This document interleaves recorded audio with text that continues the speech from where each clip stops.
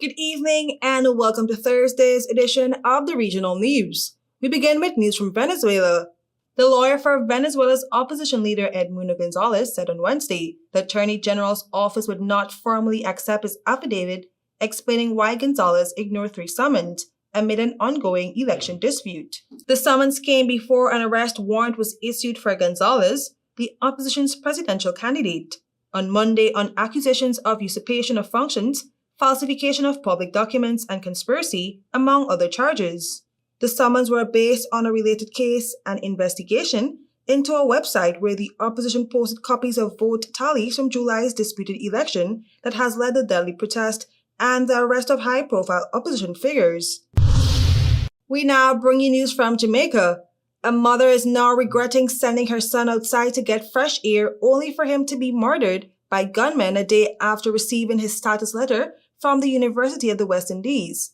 Keanu Watson, 23, was elated when it was confirmed Sunday that he had successfully completed his degree in international relations and psychology and sent his mother Sandra Blair a screenshot of the letter. Reports are that about 7:45 p.m., Watson and another man were standing along the roadway when armed thugs approached and opened fire on them. Both were rushed to the hospital where Watson was pronounced dead and the other man admitted in serious condition. However, the deadly shooting was captured on a TikTok live. And now for some international news. President Xi Jinping pleaded to step up China's support across Africa with funding of nearly $51 billion over 3 years, backings for more infrastructure projects, and the creation of at least 1 million jobs.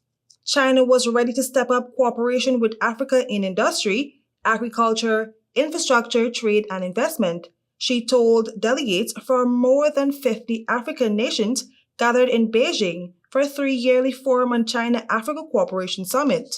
China, the world's biggest bilateral lender, promised to carry out 3 times as many infrastructure projects across resource-rich Africa, despite Xi's avowed new preference for small and beautiful schemes, based around selling advanced and green technologies in which Chinese firms have invested heavily.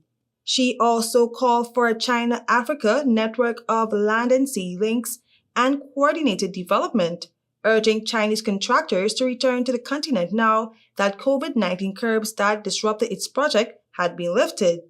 I am KESESE Gonsalves. Thank you for watching.